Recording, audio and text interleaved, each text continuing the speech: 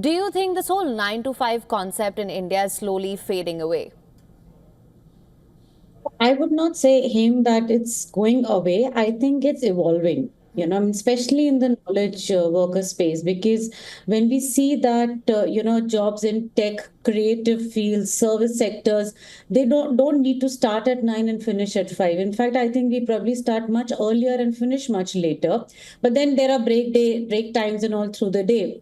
Having said that, industries like manufacturing, automotive, those industries cannot go away from the 9 to 5 role.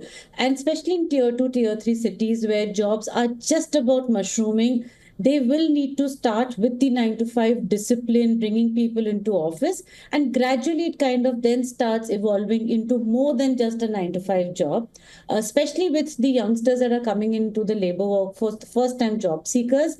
They probably don't want to do the 9 to 5 or a desk job. They probably want to do something more creative on their own, dabble with multiple things, typically like a gig worker, and then decide what their right path is. So, yes, I think I would say that the future is hybrid in India, where work will become, fluid.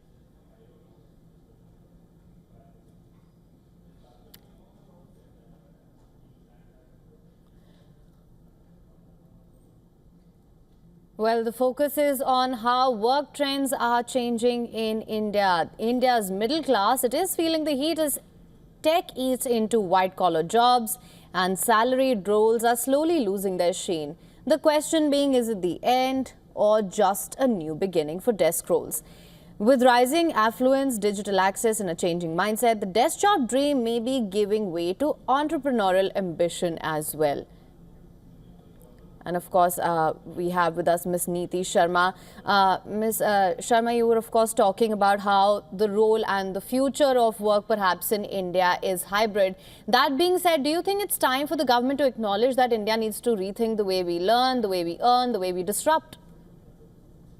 I think absolutely right from the time when we have a kid getting into school to their, completion of graduation or post graduation, or even much before that, I think application driven learning is something that we have been calling out for a fairly long time. And I'm sure everyone's heard this in India that unemployability is a bigger challenge than unemployment, because the poor cannot afford to remain unemployed. They end up doing something which is substandard, sub wages.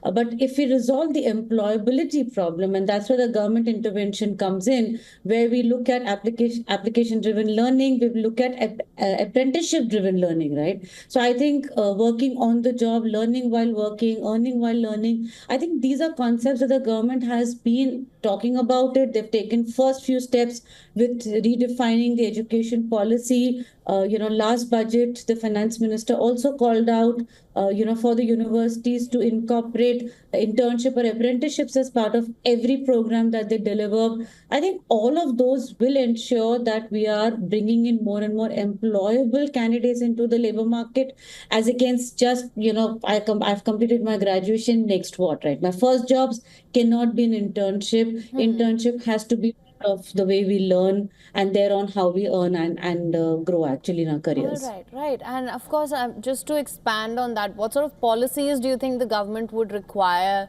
to promote entrepreneurship among tech first generations that are most vulnerable to workplace changes, perhaps?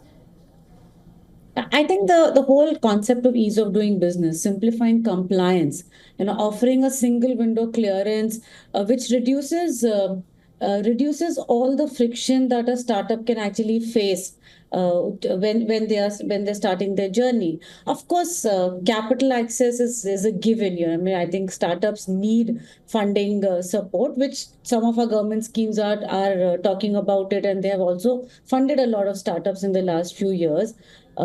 Tax breaks, again, are very important for young startups, especially in the innovation space. Because in India, I mean, while we've been talking about global AI, but in India, there are many young startups, tech startups that are very slowly working in the space of AI and cloud. I think the government has to have policies that encourage these innovations. Research and development is something that we've been actually not focusing on for the last few years, but something that we can actually do that, have mentoring groups, just ensure that people have the right access to talent, funds, and tax breaks. I think a lot of simplified compliances can help startups innovate, grow, and thereon create more jobs, especially in the tier two, tier three cities, because we don't want everyone running into tier one cities for employment. I think we need more and more jobs in tier two, tier three cities as well to diversify the kind of Right. jobs and roles that into India. Right. Well, Ms. Sharma, thank you so much for joining us on World Business Watch with your insights on this. Thank you, Him. For latest news, download the WION app and subscribe to our YouTube channel.